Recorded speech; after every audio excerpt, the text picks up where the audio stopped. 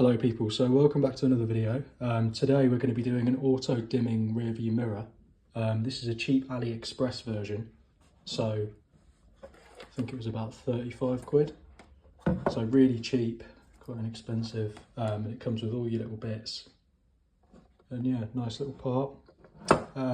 As you've probably gathered by now, I normally only ever do stuff OEM style, but there's a reason why I went for this one. So basically, the little mount on the top will mount directly to your existing mount. You won't have to put a new windscreen mount on or anything, which is probably the worst part of installing an OEM auto dimming rear view mirror. So it saves that whole thing. And yeah, hopefully it'll work all good. Still has the same amount of, inputs, and even the one on the back as well. The only part I am going to change is the fuse it comes with. Looks to me like quite a bit of a fire hazard, so I'm going to put in this Halford's regular size blade fuse, piggyback / branch off, and then yeah, you get that little Allen key with it to cinch that down on the mount, and then this to like this little trunk to sort of hide the cables away. So yeah, let's get that fitted now. Yeah, I did sort of get a bit ahead of myself and I took the old mirror off. The way you take it off is fairly straightforward. It's just, obviously it'll sit like that when it's on. And then you just simply twist it off. Wait, I'll put it back on so I can show you. So it'll sit something like that. Twist it left and then it'll pop straight off. And you're left with just your mount. And then, just a case of twisting your new mirror into place. Don't think I'll be able to do this with two hands, but I'm just going to get that trunk fitted in as well, that little piece there. I'm just going to pop that in those two little holes there. This sort of ridged part goes on the inside. I'm just going to quickly do that and I'll see you back when it's all fitted. But it's just a case of twisting it on and then cinching these two little grub screws down, and then you should be all good. So that's the mirror all fitted. I personally reckon that looks so smart. Yeah, so I've got that little trim on there, the little cowl, and then you can't even tell there's a wire, really. So I've just ran the wire all the way around to there.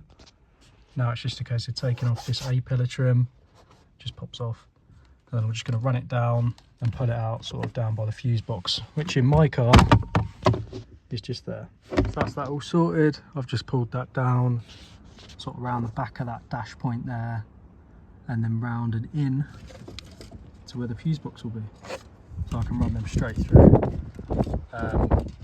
And I haven't yet put that fuse on, the different microwave fuse on, because this is made obviously universal for multiple different Volkswagens.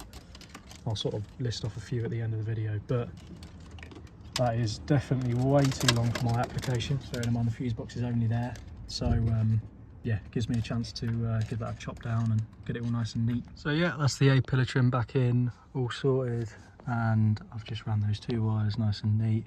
You can see where they pop out there on the front side of this triangle, if you are doing this on an Ibiza 6J.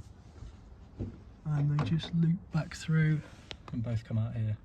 So for the positive, obviously I'm going to be running a fuse tab somewhere around here. The reason why I chose a larger, regular blade was because I've already got one of these for my Bluetooth module, mini one. So I want to keep it away from there if I can and choose one of these to hijack power from. And then the ground, I always sort of choose the same grounding point, which is going to be kind of hard to see, but just down there. Yeah, it's just going to be hard to see. So yeah, I've just pulled that trim off, and just there is a little grounding point, steering column ground. So I've already got one on there, and then the factory one. So it's fine to stack a few as long as you don't exceed, what, 5 or something. Just as long as the bolt still cinches them all together and there's a nice contact or connection between all of them. And obviously that's quite an easy run. It's only there, isn't it? So yeah, I'm just going to get those wires cut down. Well, I'll cut the ground wire down and show you how I'm mounting that. But in every VW car I've ever seen, there is always a ground there. So it's always a nice easy one if you're running stuff to the fuse box, dash cam, anything like that. There's always going to be a ground there. From what I've seen plenty of cars, Fabias, Mark V Golfs, Polos, etc. Loads of different ones, and they all have that. So yeah, as you can see, I've got that ground, it's just that bottom one there. I've got that nicely mounted, and I've got that wire shortened down as well. So no excess wires, and as you can see, I did actually take out a fair amount of wire from there. And, you know, a bit messy to have that just tucked up behind the dash. So always good to sort of get rid of what you can, especially if it's as easy as this. So in terms of how I work out where to plug it in, I normally get a multimeter, touch a grounding point with that end, and then touch the other end of the fuse with this end. So I went through all the fuses, found one that read 0 when the ignition was off, and then you flip the key, and if that reads 12 when it's on, then that's what you want. So all of those read 14 volts even when the ignition was off. That one is the only one that I've found so far that reads 12 volts when the ignition's on and not when it's off. Yeah, that's it all installed. I've protected the auto dimming mirror with a 3 amp fuse, just based on how thin those cables were. I thought I'll give that a go. Obviously if that blows I'll put a 5 in, but yeah, for the time being I'll put that 3 in and see how it gets on. So yeah, that's your entire system connected. So yeah, there's the mirror. Oh. And I've got this massive, excessively large torch. I'll give it a go.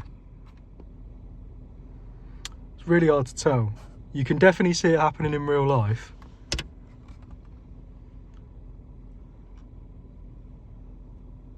But that is working. So I'm well happy with that, especially for the price. 35 quid. Just looks like factory, but obviously you don't have to mess around with the mount. You'd normally have to cut that whole mount off, mount a different square bracket on, and the only downside I've found so far is the fact you don't get the range sensor. But I mean, with how close the wiper stalk is, I don't really think that's that big of a deal.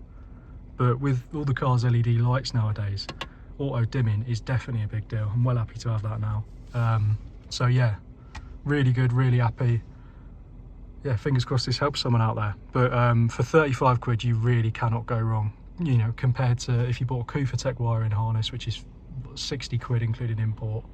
The actual mirror, call it what, maybe 30 quid. Range sensor, call it 20 quid.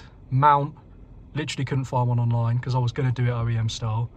So I mean, you're talking like 120 quid all in compared to 35 quid. Really, really easy to fit, and it looks just as good. So yeah, really pleased with that. So yeah, just another quick little note. Should fit Golfs, Polos, you know, basically every car. I mean, every car that has that little round mount on the windscreen, it will fit. So, I mean, the list's huge. You can fit probably an EOS, loads of different variations of Volkswagens it will fit. So, yeah, really hugely universal mirror. Really nice little upgrade. So as per usual, thanks very much for watching. I will put all the links for everything in the description. I'll put a link for a little piggyback fuse just like I used if you want to do it all the same as I did. Different spade connector, some heat shrink, and of course the mirror.